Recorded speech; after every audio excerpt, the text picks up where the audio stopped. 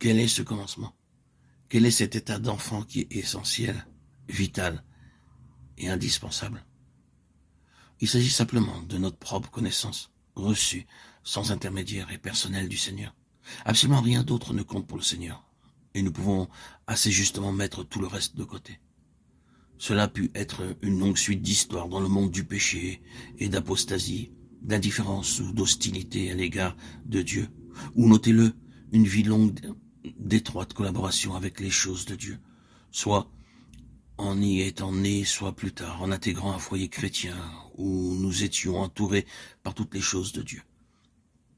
Beaucoup d'enseignements, de vérités, beaucoup de choses en lien avec le Seigneur. Nous étions au milieu de tout cela. Et d'une certaine manière, nous en faisions partie. Pourtant, dans les deux cas, dans le monde rejetant Dieu ou au milieu d'un solide ordre religieux de choses, sans vraiment en être nous-mêmes, il n'existait aucune réelle connaissance personnelle et directe du Seigneur. Et ces deux cas n'ont aucune importance en ce qui concerne le Seigneur. Le Seigneur dit que vous ayez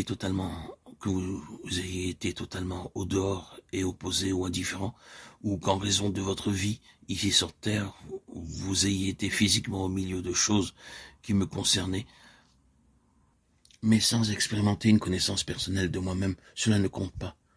Ce n'est pas une histoire avec moi. L'histoire avec moi est uniquement celle de votre propre connaissance personnelle de Christ. Et quel que soit le moment où vous y êtes entré, c'est le commencement avec moi. L'histoire avec Dieu commence là. L'Église des premiers-nés n'est pas une chose traditionnelle. Ce n'est pas un sujet de principe qui a été repris de génération en génération, ni l'objet d'une vérité approuvée, si vraie, pleine et profonde puisse-t-elle être. Les générations suivantes ne deviennent pas l'Église des premiers-nés grâce à leur acceptation des vérités que possédait leur père, des vérités dans lesquelles elles ont été introduites, peut-être par leur naissance naturelle et avec lesquelles elles ont été associées en raison de leur relation familiale. L'Église des premiers-nés n'est pas cela. L'Église des premiers-nés, c'est celle qui est parvenue à une histoire personnelle et directe avec Dieu. Et tout le reste ne compte pas.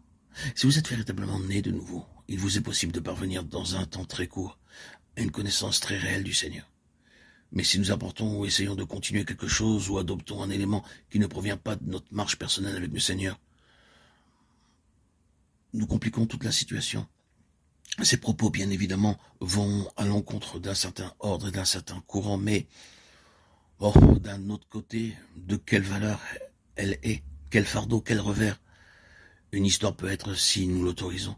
Bien sûr, nous pouvons aussi permettre à des années vides de relation avec Dieu de générer en nous beaucoup de détresse et nous faire ressentir qu'à cause du temps important perdu dans nos vies, nous ne pouvons jamais parvenir à aucune plénitude et nous devons nous contenter de très peu.